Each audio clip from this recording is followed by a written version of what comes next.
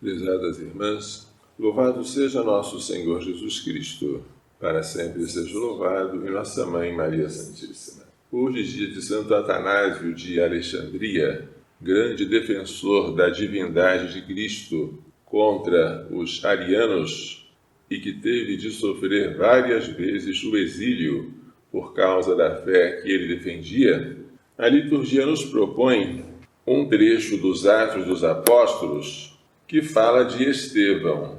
Estevão era diácono, um dos 7 ordenados pelos apóstolos. Mas, além de se dedicar ao serviço das mesas, da assistência social, ele passou também a pregar e a fazer grandes milagres. Isso atraía a atenção do povo, mas alguns começaram a discutir com Estevão, mas não conseguiam resistir à sabedoria e ao espírito com que ele falava. Subornaram pessoas para dizer: ouvimos este homem dizendo blasfêmias. Não é verdade.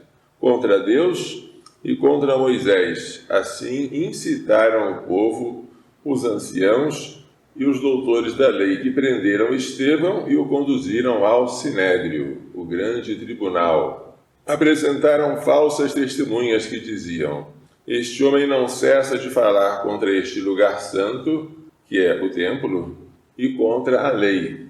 Por que eles falaram isso? Porque a lei de Moisés havia sido levada à perfeição por Cristo. Ouvistes o que foi dito, eu, porém, vos digo.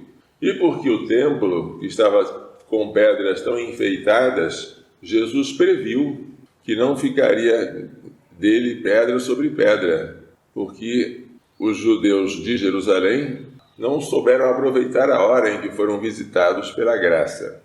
Ora, a destruição do templo e a mudança dos costumes parecia ser uma blasfêmia. Então todos que estavam sentados no Sinédrio olharam para o rosto de Estevão, que parecia o rosto de um anjo. Estevão vai ainda dar suas razões, vai, com o seu discurso, provocar a ira dos seus opositores e será apedrejado.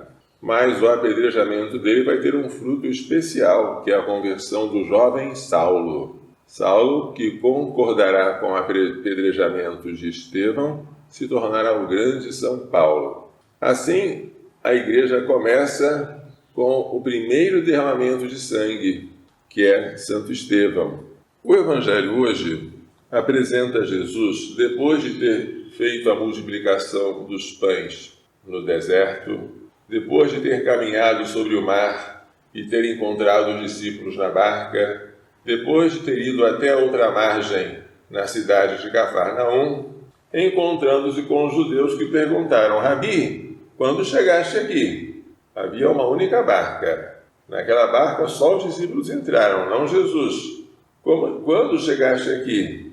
A resposta seria: mas Jesus não quis dar, eu cheguei aqui andando sobre o mar. Seria uma resposta que iria atrair mais curiosidades, que iria desviar Jesus do tema que ele quereria tratar. Então Jesus responde: em verdade, eu vos digo, vós me procurais, não porque vistes sinais, mas porque comestes pão e ficastes satisfeitos. Aqueles judeus pararam naquilo que receberam. É pão. A gente come e fica saciado. Ótimo. Mas não foram capazes de ver naquele pão o sinal de um alimento maior. É isso que Jesus está advertindo. Esforçai-vos, trabalhai, não pelo alimento que se perde, porque o pão não dura para sempre, mas pelo alimento que permanece até a vida eterna, alimento que o Filho do Homem vos dará, porque o Pai o marcou com o seu selo. O selo com que o Pai marcou o Filho é o Espírito Santo. Mas desde o tempo de Adão, a gente come o pão trabalhando. E os judeus perguntam: que devemos fazer para trabalhar nas obras de Deus? E Jesus responde que este pão que ele pretende oferecer não se adquire pelas obras, ele não é ganhado com o suor do rosto, mas ele se adquire pela fé. A obra de Deus é esta: que acrediteis naquele que ele enviou. Então Jesus oferece um alimento que se adquire pela fé. E se os judeus ultrapassarem o imediato, que é a visão do pão que sacia o estômago, e crerem em Jesus e no outro pão que ele está oferecendo, serão felizes. Se, porém, eles se escandalizarem e saírem, que pena, não pararam da superfície, não aprofundaram. Tantos cristãos hoje ficam ainda na superfície. O que é a religião para eles? É um meio de obter socorro nas horas difíceis. A religião é feita de novenas, trezenas, romarias para conseguir a cura de uma doença, um emprego, mas eles não vão além disso. Se eles entendessem que a doença é um sinal de uma doença bem maior que é o pecado, e eles fossem fazer romaria para serem perdoados, ótimo.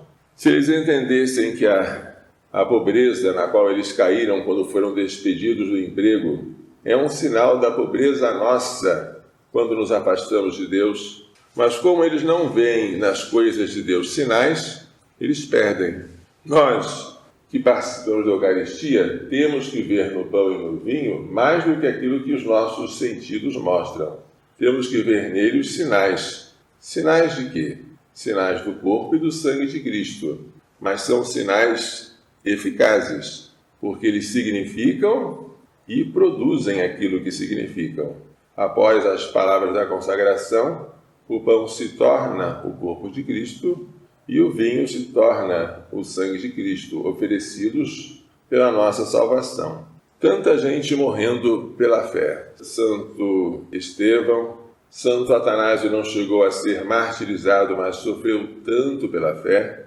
E nós estamos dispostos a sofrer por aquele que deu a vida por nós? Uma pergunta que pode ficar para a nossa meditação. Que Maria Santíssima, que nos deu este pão, o pão vivo descido do céu, nos faça entender e pôr em prática as lições desta liturgia. Louvado seja nosso Senhor Jesus Cristo. Para sempre seja louvado, e nossa Mãe Maria Santíssima.